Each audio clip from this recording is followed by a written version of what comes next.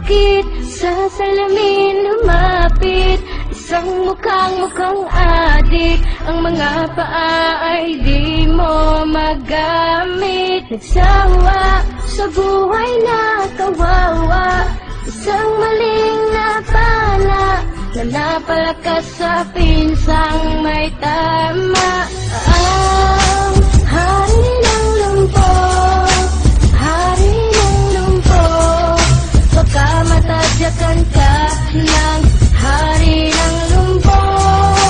Hari ng lumpo, hari ng lumpo, baka matadyakan ka ng hari ng lumpo.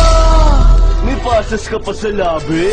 Gusto mo na maghari sa mga lumpo? Minsan sa isang lugar sa Maynila, may taong isang siga, ngunit pa ay mahina. Di makapaglakad pagkat paa ay kay bigat. Kahit pilitin ay hindi na maiunat ang ugat na umurong. Kaya't naghihirapang pasulong at kinakailangan niya pang gumamit ng degulong. Sa kamay na panghakbang, mga kalaban ay ilang. Ang lahat ng pumalag ay kanyang nilalabasan ng suklay, saklay ang gamit sa kaaway. At kahit hindi bumatak ang kanyang matay mapungay, kung sinong magyabang kanya tinatadyakan. Sa paa niyang pahalang, ikay may kalalagyan. At ang kanyang alkansya, ang gamit na panghambalos. Kapag merong barilan ng dugo ay umaagos. Sa kwento na pang barbero, siya ay naigi sa lonta. Sabay-sabay natin kainin ang talong na torta.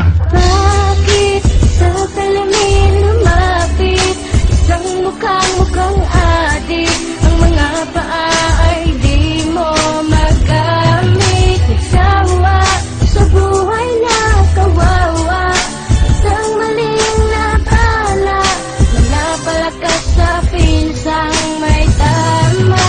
Ang hari ng lumpo, hari ng lumpo, baka matadyakan ka ng hari ng lumpo.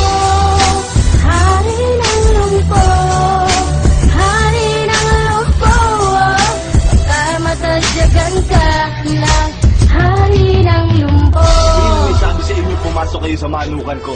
Akin ang tutang ito! Hindi! Kay Taso! Dito nga kanalat ang kalaban ay nahulog. Kalang-kalang sa mata, tsaka na muna matutulog. At sila'y lumarawa kapag silang ng isang mama. Ang baba ng kaibigan ay siyang pinapanghasa. Lahat sila'y balot, napakabaro ng pang-ahit. Mga bakal na may nagbabagang pinapaahit-ahit. Ang hangin sumasangsang nakakapanghina ng tama. At hindi mo matanggap na ang paa di mapagana. Nakakangawit, subalit sa kabila ng lahat. Ang maitulak lamang ang nag-iisa niya panghangad. At nang hindi mapapakit sa paan ng kabiguan. At hindi ipagpapalit kahit sa dinuguan. Ngunit nung dumating ang araw na gusto na niyang paliguan, ay huli na ang lahat, wala ng buhay. Kanyang pinsay na pala niya, tumulong ang dugo ng bongga. Ngayon alam niyo na ang kwento ni Tasyo Chabonga. Bakit sa salamin lumapit isang mukhang adik?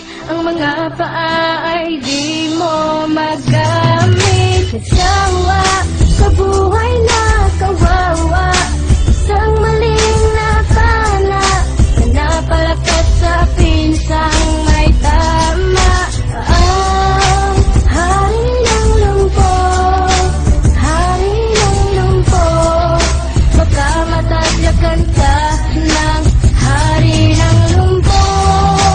Hari ng lumpo, hari ng lumpo, baka matadyakan ka ng hari ng lumpo.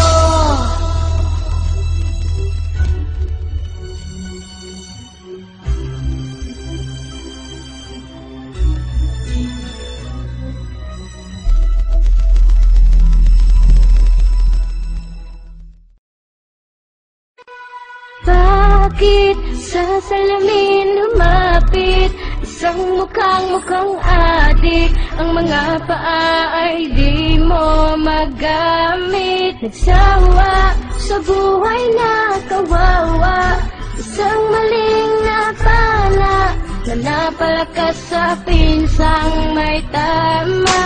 Ang hari ng lumpo, hari ng lumpo, baka matadyakan ka ng hari ng lumpo. Hari ng lumpo, hari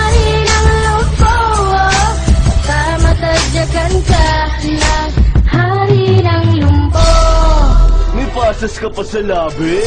Gusto mo na maghari sa mga lumpo? Minsan sa isang lugar sa Maynila, may taong isang siga, ngunit pa ay mahina. Di makapaglakad pagkat paa ay kay bigat. Kahit pilitin ay hindi na maiunat ang ugat na umurong.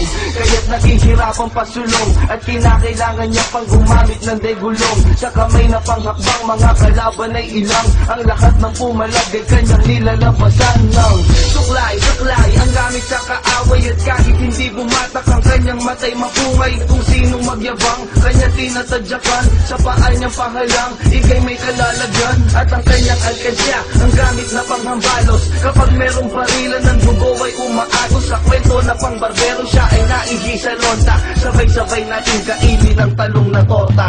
Bakit sa salamin lumapit isang mukhang adik? Ang mga paa ay di mo magamit. Nagsawa sa buhay na kawawa, isang maling nakala, napalakas sa pinsang may tama.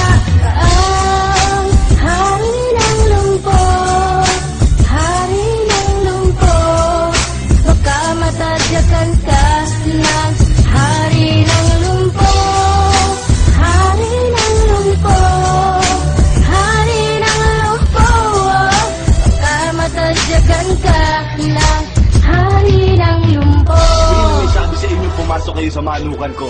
Akin ang tutang ito! Hindi tungang kanal at ang kalaban ay nahulog. Kalang-kalang sa mata, tsaka na muna matutulog. At sila'y lumarawa kapag silang ng isang mama. Ang baba ng kaibigan na siyang pinapanghasa. Lahat sila'y balot, napakabaho ng pang-ahit. Mga bakal na may nagbabagang pinapaahit-ahit. Ang hangin sumasangsang nakakapanghina ng tama. At hindi mo matanggap na ang paa di mapagana.